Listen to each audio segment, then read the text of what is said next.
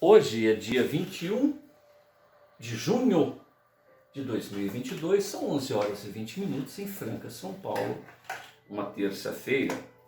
Nós estamos realizando o culto cristão no lar, num dia ensolarado, 24 graus, sem nuvens no céu, e na oportunidade lendo esta obra, Universalismo Crístico.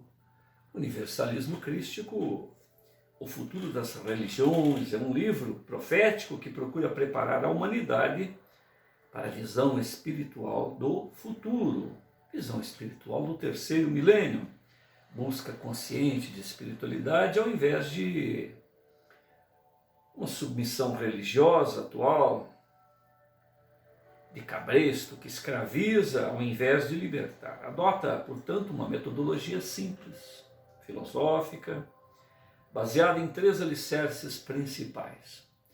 Amor a Deus, sobre todas as coisas, e ao próximo como a si mesmo, conforme o referendou o modelo guia da humanidade. Jesus, filho de José, na condição de enviado e em ressonância harmônica com o Cristo de Deus e com a fonte criadora. Cientes de que todos somos imortais, filhos de Deus, podemos fazer aquilo que ele fez e muito mais, temos que respeitar a opinião dos companheiros de jornada evolutiva, sabemos que precisamos ouvir para saber no que ajudar, precisamos ouvir porque muitas das vezes está até dispensado expormos a nossa própria opinião.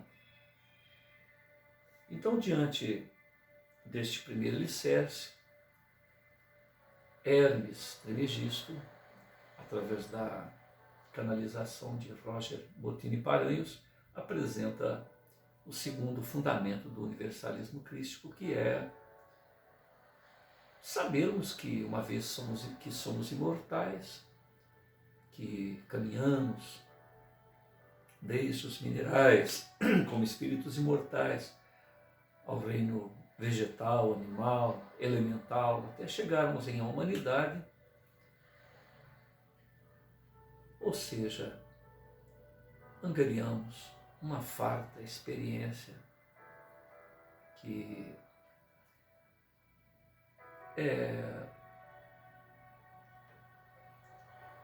coordenada, vamos dizer assim, por uma lei de causa e efeito, aonde somos herdeiros do que fizemos de nós mesmos. Então a lei da reencarnação, a lei do karma, o karma positivo, o karma negativo, positivo aquilo que acertamos, que estávamos em ressonância harmônica com a fonte criadora e optamos pelo melhor. E o karma negativo, aquilo que vai marcar as nossas memórias, para que lembremos de que, uma vez distonante deste harmônico, deste diapasão que vibra entre nós, a fonte e a fonte criadora, a fonte primeira, são circunstâncias que vão nos lembrar que é importante estarmos sempre atentos e humildemente diferenciarmos a nossa própria opinião das diretrizes do norte, que o amor que nos une a todos, o amor que nos acolhe e nos dá a graça da imortalidade, do livre-arbítrio, de escolher entre uma e outra opção, está aí a nosso dispor. Então, amor ao próximo, respeito à experiência e às opiniões alheias, sabermos que somos herdeiros de nossos próprios esforços. Se erramos, tudo bem, faz parte do aprendizado. Mas sabermos que existe uma diretriz dentro de nós que nos permite agir mais acertadamente e não ter que refazer os nossos passos. E, como último alicerce do universalismo crístico, é a evolução, é compreender que não devemos nos prender a conceitos que muitas das vezes nos atrasam a vida e que são fruto de enxertos. Porque uma coisa é ressonar com a fonte criadora, todos nós podemos, não necessitamos de gurus, padres, prepostos, todos nós precisamos ressonar. Mas uma vez que nos embaraçamos, escolhemos o caminho do proveito próprio, em prejuízo aos nossos irmãos de jornada evolutiva, estamos, portanto, distantes, né? E qual ocorre ao carvão, em meio a um braseiro, o calor, a energia, a segurança do outro, certamente nos reaquece, nos reanima e nos informa do que nos esquecemos, do que negligenciamos, né? Então, aqueles que ressonaram e que ressonam com a fonte criadora servem-nos de inspiração e de lembrar daquilo que todos nós podemos fazer. E acompanhar a evolução em que vamos alcançando, comparar com os velhos conceitos, analisar o que já podemos compreender, comparar com os conceitos antigos, com aqueles muitas das vezes que nada tem a ver com esta fonte, com essa ressonância com o autor da vida, mas que foram enxertos de companheiros nossos que também se equivocaram e que em proveito próprio, ou por motivos menos dignos, enxertaram os valores espirituais com seus próprios embaraços, que certamente deverão também ter que refazer a seu tempo. Então, em Desdobramento Espiritual, Roger Bottini Paranhos visita esferas espirituais superiores e do astral inferior, para obter, junto aos espíritos superiores, aos irmãos ascensos e aqueles que ainda se equivocam, distantes ou distoantes das leis espirituais que nos permitem ou que nos orientam caminharmos juntos, ressonantes, harmônicos, aqueles que cresceram intelectualmente, cresceram em termos de capacitação psíquica ou, enfim, aproveitam determinadas vantagens para esmagar, para humilhar, para dominar outros, né? Então, os chamados magos negros, ou poderíamos dizer os distoantes das orientações do Cordeiro de Deus. Roger também procura essas regiões para saber quais as suas opiniões, quais as suas posições, saber no que o universalismo crístico afetaria as atividades desses nossos irmãos equivocados. E com isso, trazendo essa experiência, ele apresenta esses 3 alicerces do universalismo crístico por orientação de Hermes Trismegisto. No segundo momento, ele apresenta uma história de um rapaz chamado Rafael, que quase que contemporâneo ao momento em que o livro está escrito.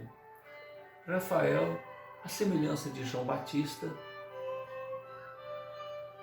expressando os ideais do universalismo crístico em São Paulo, capital, onde nasceu, onde viveu até os seus 17 anos, que é o momento em que é contada essa história.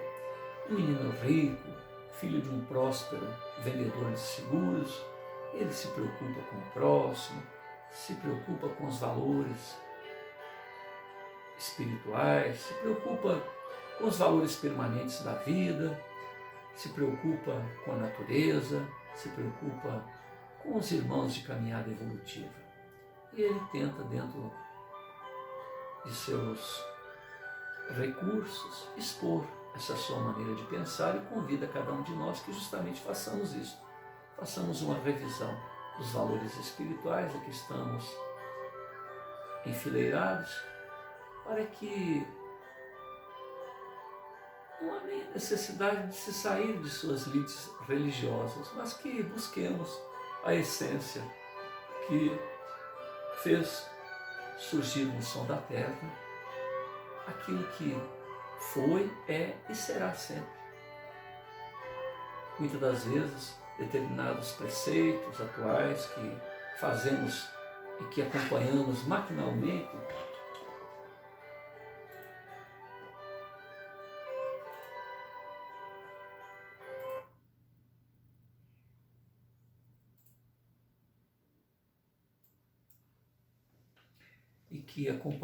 maquinalmente, se formos analisar, nada tem a ver com os valores espirituais. São enxertos provocados no decorrer do momento em que esses preceitos surgiram até o momento em que vivemos.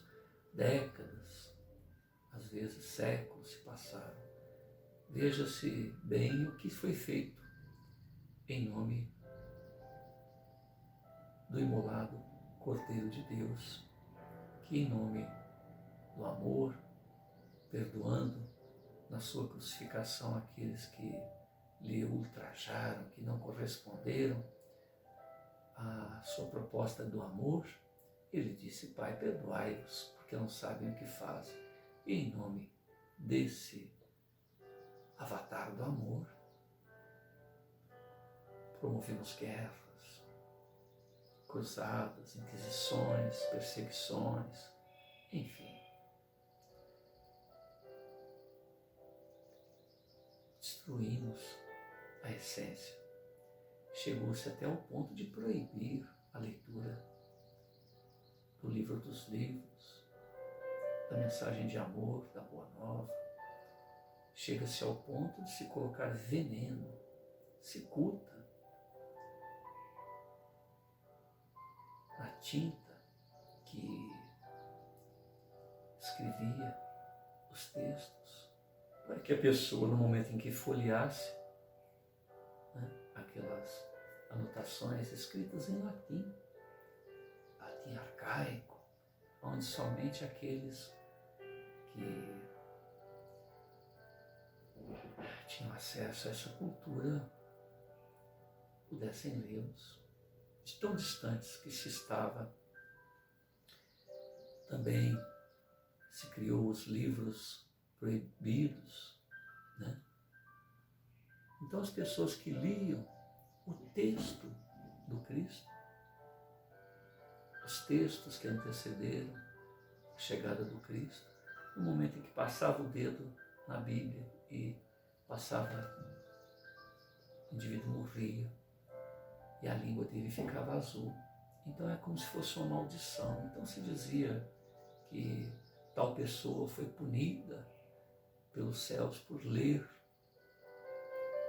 o livro santo. Quem lia santo, o livro santo, eram apenas os sectários de quem imprimiu aquele livro. Então era proibido ler a Bíblia. Então veja bem o que se fez com os textos sagrados. E a ideia não é acusar ninguém. O Alcorão, Maomé trouxe valores como o do próprio Cristo. E igualmente, tantos e tantos irmãos distorcem esses valores e promovem guerras em nome do autor daquela obra e do autor da vida. Quando falamos em Deus, em fonte criadora, não importa o nome que se lhe dê, estamos falando do mesmo autor da vida, com lentes diferentes. E a ideia é: o que há de comum? O que é que se distorceu? Porque se a providência divina, num ou noutro canto, nesta ou em época ou diferente,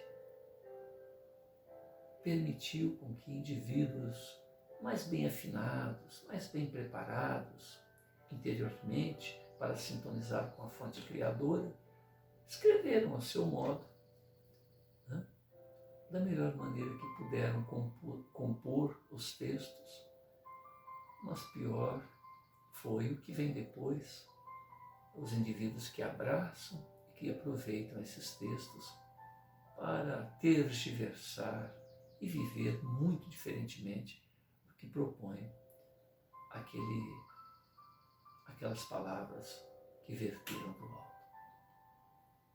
Então há necessidade, sim, de que se reveja o que se faz e ver se isso tem ressonância, se isso tem uma identidade vibratória com a fonte da vida. Então esta obra, ela funde estilos já apresentados em duas obras anteriores do mesmo autor espiritual, que é a história de um anjo e sobre o signo de Aquário.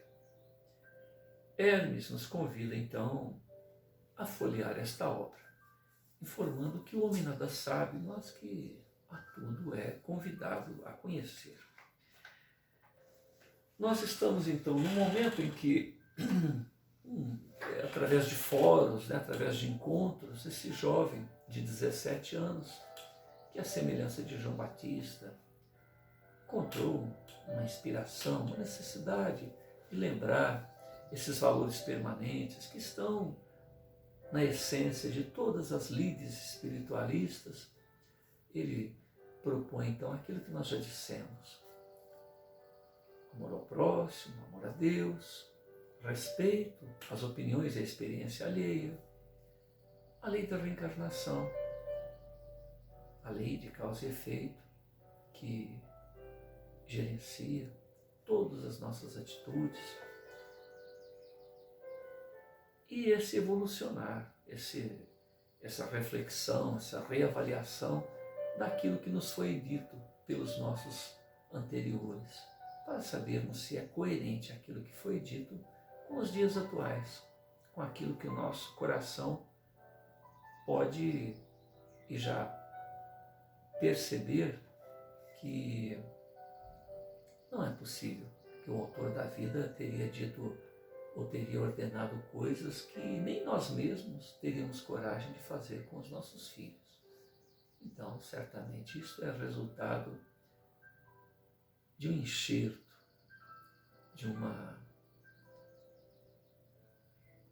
distorção, colocar palavras na boca de quem não as proferiu.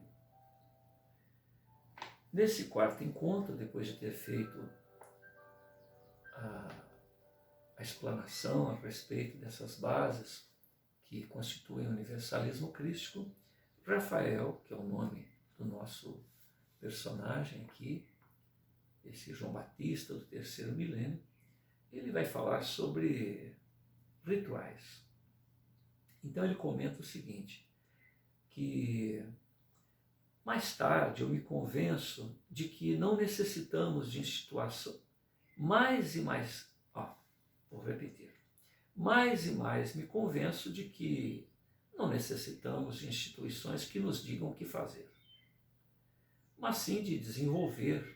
Essas instituições têm que nos permitir desenvolver, proporcionar oportunidade de fóruns como esses, para que troquemos experiências. Deixemos os paradigmas, os dogmas, os preconceitos na parte externa da instituição e que nos portemos receptivamente aos conceitos de vida dos outros. Ninguém vai impor nada a ninguém.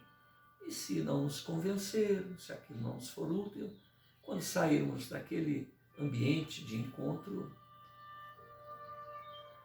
recolhamos novamente o nosso status quo, a nossa maneira vivendi e toquemos a vida como nos aprouver. Se não tivermos ensejo, entusiasmo, coragem de provocar em nós as mudanças decorrentes desses novos conceitos, dessas novas luzes que nos fazem perceber aqueles outros vivenciais do existir.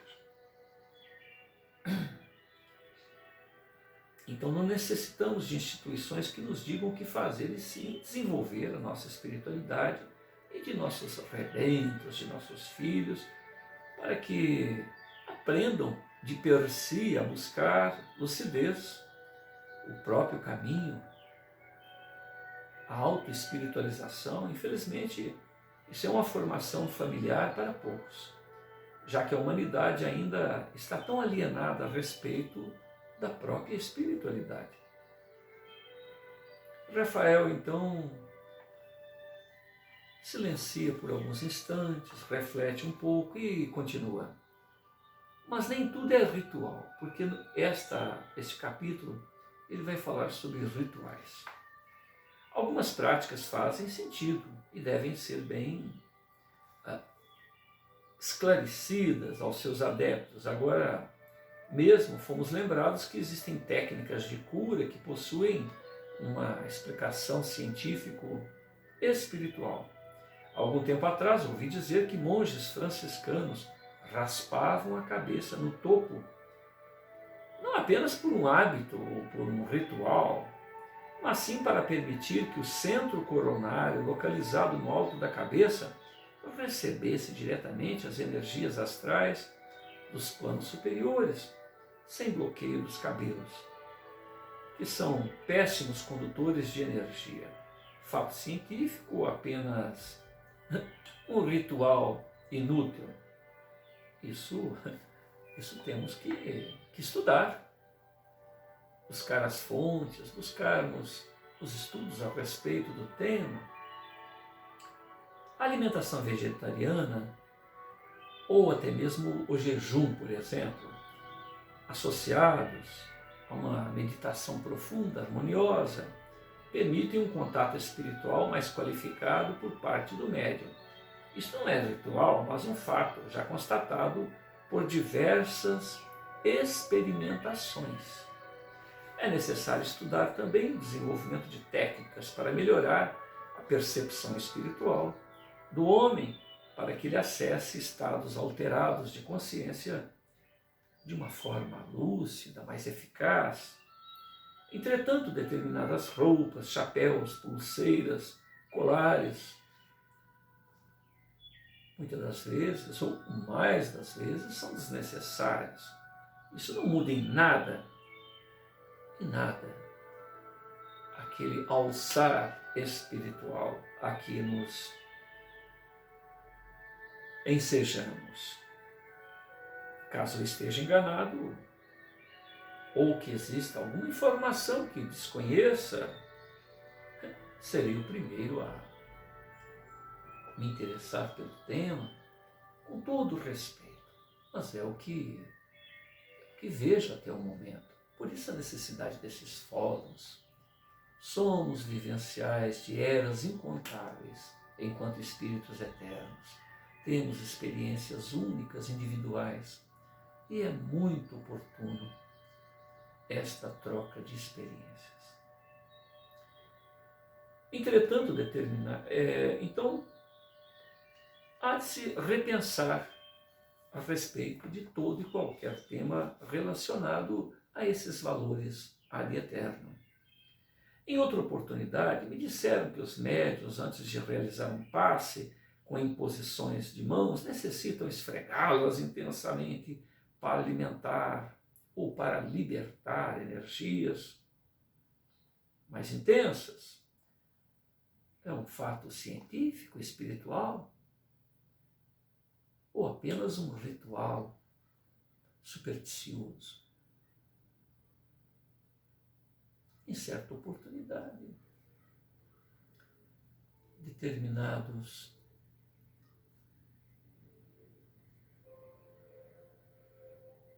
experts em terapias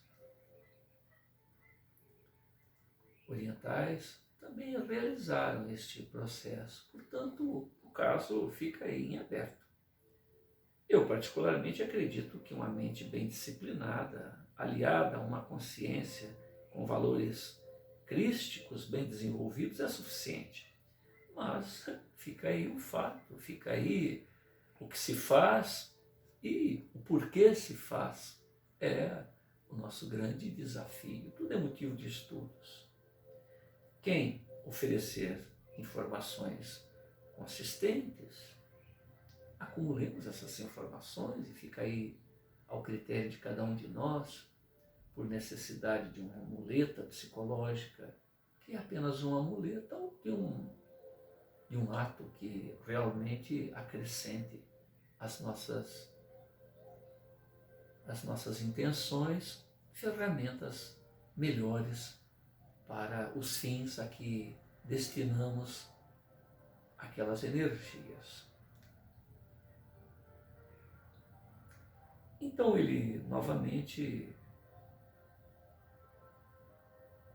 sugere que esses embates serenos, tranquilos, num crescendo de informações, sempre visando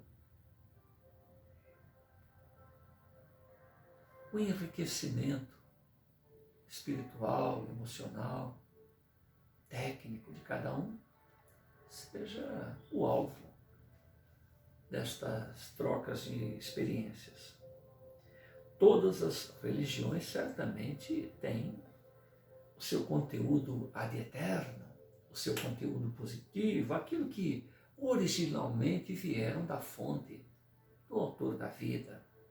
E o nosso objetivo, a nossa tarefa aqui é promover uma reflexão sobre esses aspectos e, ao mesmo tempo, aqueles outros que precisam, que necessitam serem modificados, uma vez que são adaptações momentâneas, ligadas a cabrestos, ligadas a interesses menos dignos, de indivíduos que no decorrer dos decênios, dos séculos, foram enxertando na essência cristalina que certamente foi advinda da fonte criadora. No Espiritismo não vemos rituais propriamente ditos, a não ser nos casos mencionados, em tratamentos de cura, desobsessão espiritual. No entanto, percebemos um gravíssimo bloqueio para se avançar na metodologia de pesquisa, tanto filosófica como científica. O seu codificador, Allan Kardec, não tinha intenção de criar para ser uma religião, mas um sistema metodológico para interpretar as relações entre o chão da terra e a realidade espiritual. O Espiritismo tem a função de ser uma religião da pesquisa do progresso, mas terminou entregando-se o movimento espírita ao mesmo dogmatismo dos demais referidos, devido à visão estreita de seus líderes. Talvez o papel que estejamos aqui exercendo de promover o universalismo crístico fosse função primordial das casas espíritas de todo o país. Mas, infelizmente, muitos líderes estão míopes, presos aos seus próprios dogmas.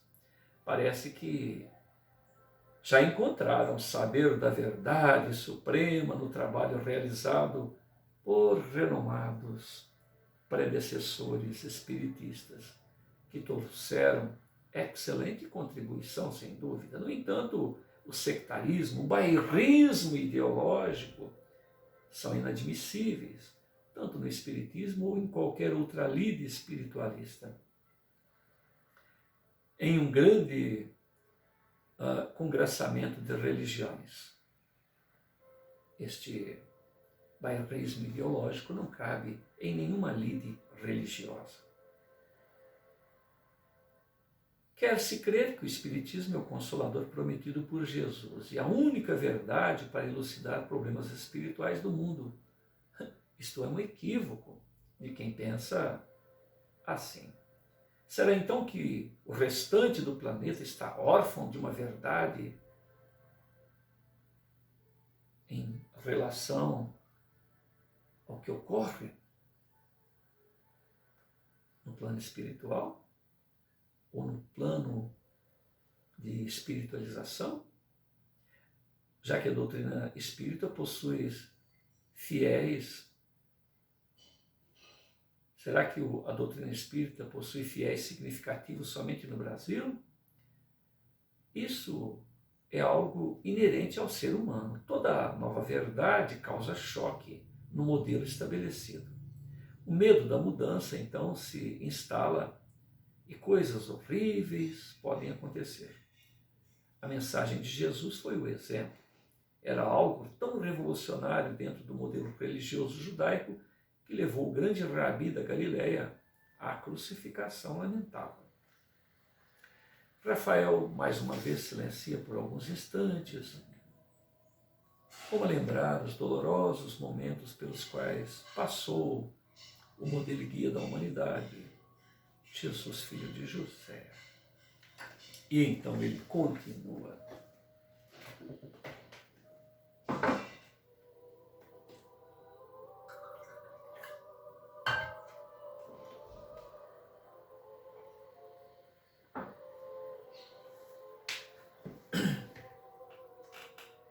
Eu gostaria também, nesta noite, de abordar outro aspecto das crenças cristãs tradicionais, que não são rituais, mas que se tornam base da fé, mesmo precária, mesmo de precária sustentação racional. Refiro-me à crença na ressurreição de Jesus e que, no juízo final, todo aquele que crer ressuscitará em sua sepultura e ascenderá aos céus. No meu entender, Jesus não ressuscitou fisicamente, porque isso não faria sentido com a sua mensagem puramente espiritual. O reino que ele se refere é o reino do Espírito, e não o reino material, onde iríamos viver em um corpo perecível por toda a eternidade. Reflitamos, nem a terra é eterna, nem o sol, as estrelas, o nosso universo é eterno. Há um surgir e ressurgir deste teatro da vida em que todos estagiamos. Então, como imaginar que o nosso corpo, materialmente falando, que já se desagregou há décadas, há milênios, está compondo o mesmo ferro que compõe o nosso corpo, hoje está lá num outro canto do planeta, preso a determinados locais, quer no reino mineral, vegetal ou mesmo animal, no inseto, os outros elementos que compõem o nosso corpo, como que esses mesmos elementos hão de se destituir, vão ser arrancados de um inseto, de uma larva, de uma folha de árvore, para compor aquele corpinho específico. Como ficam esses outros seres com esses elementos de lá arrancados? E por que essa necessidade de que aquele corpo material seja recomposto? Certamente Jesus surgiu aos seus seguidores com uma materialização de seu corpo espiritual, algo que ficou conhecido como o corpo glorioso. A intenção do mestre, do meio do rabi, era demonstrar a vitória do espírito sobre a morte, isto sim, mas não de uma ressurreição física material. Provavelmente o corpo de Jesus se desmaterializou por um processo desconhecido para nós.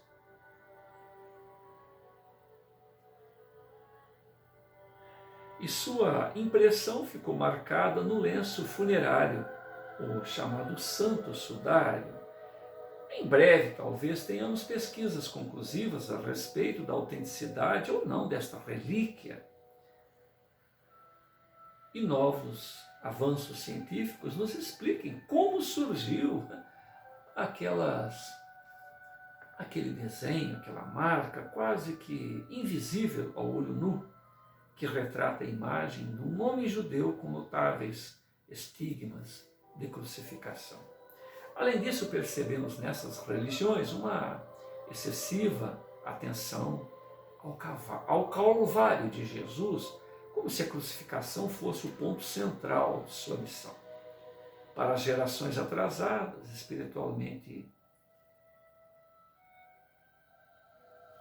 em um passado remoto, podem ter sido realmente assim. O choque da morte trágica servia como detonador psíquico para que, se houvesse uma penitência, uma rendição psicológica, uma comoção, um despertamento espiritual. Mas não será assim para as gerações futuras, que certamente almas mais avançadas verão na mensagem do Evangelho do Cristo, na vivência do Cristo, naquilo que ele fez, naquilo que ele disse, naquilo que ele não disse, mas que experimentou em cada gesto, em cada ato, como um roteiro absoluto a ser seguido. As novas gerações celebrarão a vida, a mensagem escrita, falada e vivida deste embaixador dos céus, e não a morte, o gesto de extrema estupidez humana. Foi a crucificação do melhor homem que o mundo já conheceu. Esses espíritos da nova era, mais maduros, buscarão interpretar, viver, serem copiadores do Cristo, estudar a fundo a mensagem de Jesus e dos demais avatares espirituais de todas as lides espiritualistas, com a finalidade de buscar a verdade que liberta, ao invés de se aprisionar em rituais que entorpecem e alienam. A geração dos eleitos compreenderá finalmente que os mestres espirituais são professores e não ídolos, que portanto, esses filhos da nova era dedicarão em aprender a lição trazida por tais mestres e não idolatrar avatares, aqueles que devem servir sempre de bússola para a conquista espiritual de cada um. As novas gerações mostrarão que o melhor gesto de espiritualização é o ato de seguir o exemplo dos grandes missionários, que vieram à Terra para trazer um pouco mais de luz às nossas obscuridades íntimas. Mas, quem sabe, as décadas futuras, o homem, ao invés de manifestar excessiva atenção ao martírio de Jesus, como a data fundamental da fé cristã, dedicará especial atenção ao momento ou aos momentos de profunda espiritualização, como, por exemplo, o Sermão da Montanha. Rafael, então, levanta os olhos para o alto, como a buscar novas inspirações, uma sintonia mais fina com a fonte criadora, e diz: é uma nova era que chega, era de felicidade, ventura, como jamais sonhamos. Os eleitos que reencarnam na Terra no terceiro milênio não serão mais vítimas de karmas, sofrimentos impostos por seus próprios erros do passado. Almas que evoluíram e serão abençoadas com um mundo de prosperidade, avanços que permitirão despertar nelas potencialidades para que esta infinda jornada que nos permite uma perfectibilidade relativa até que alcancemos estagiar lidimamente junto ao seio do Altíssimo. Deus nos criou simples e ignorantes. nos oferta a eternidade para que caminhemos em direção ao seu amor infinito, ao seu adorável regaço. Cada nova conquista, cada nova expansão de nossas consciências, compreendemos melhor a natureza divina de que somos portadores e os potenciais a que estamos sendo, a que sempre fomos destinados.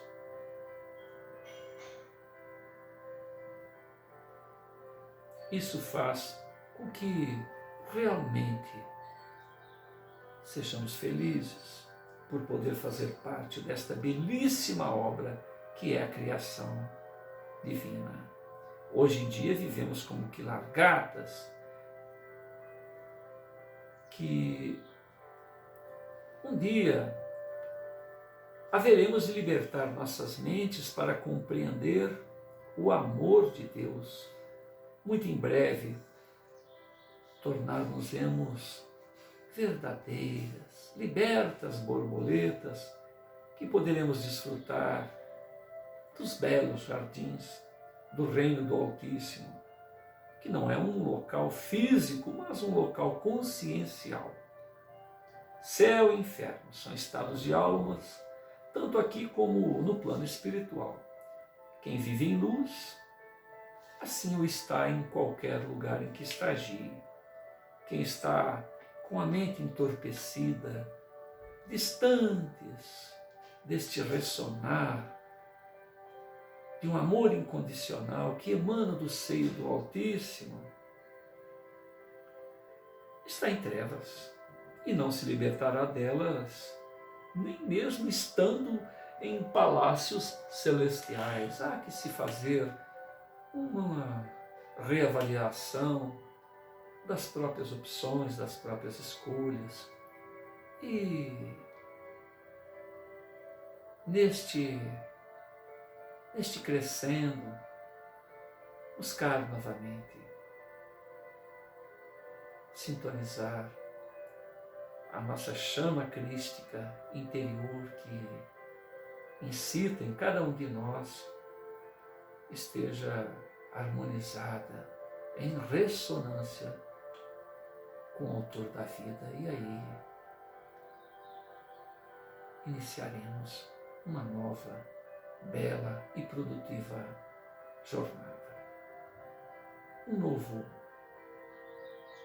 futuro, uma nova realidade diante da situação abissal interior em que estagiamos quando distantes dos valores exarados, emanados do Altíssimo.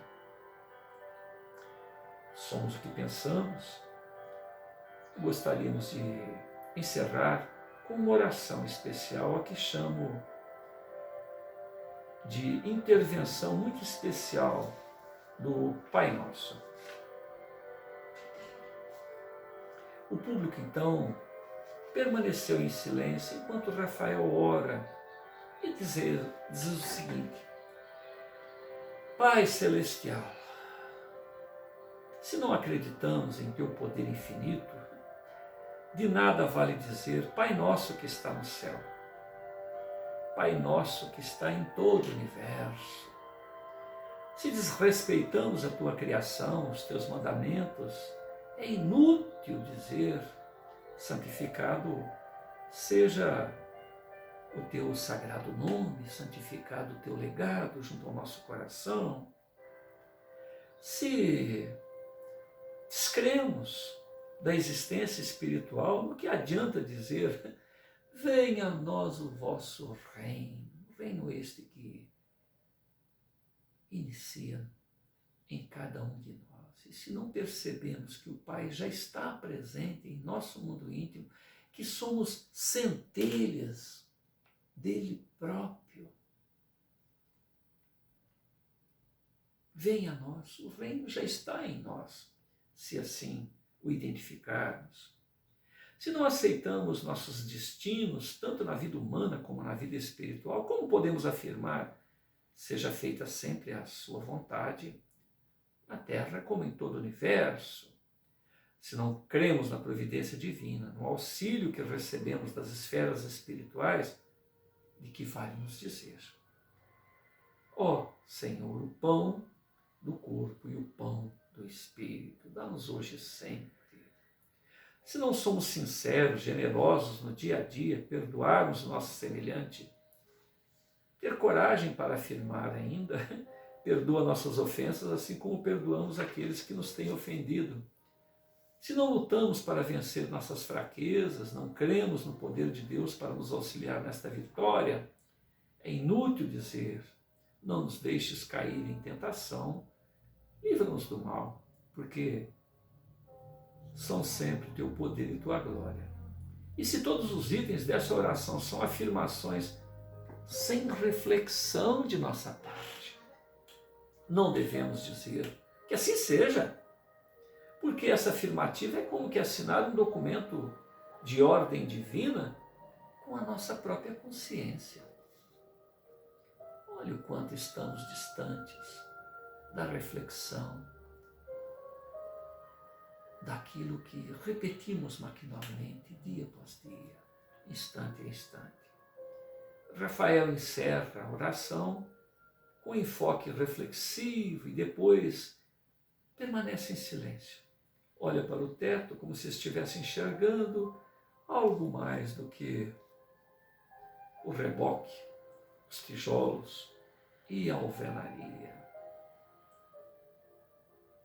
E num gesto de puro agradecimento por todas as dádivas da noite. Algum tempo depois ele se levanta, agradece a atenção de todos, convida-os a regressar na semana seguinte. Então nós observamos que essas reuniões passam a ser semanais. Então a plateia se ergue reverente ao esforço daquele jovem de 17 anos e aplaude efusivamente. Agora nós estamos no item 10, na página 221, enxergando mais além. E o tema fica para a próxima leitura, o próximo bloco.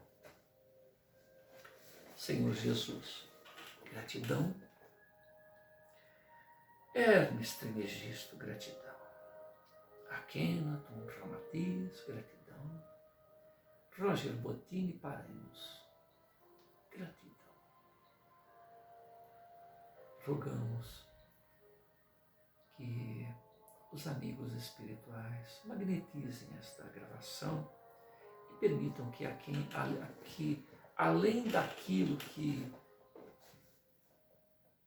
certamente está fora dos nossos recursos, possa ser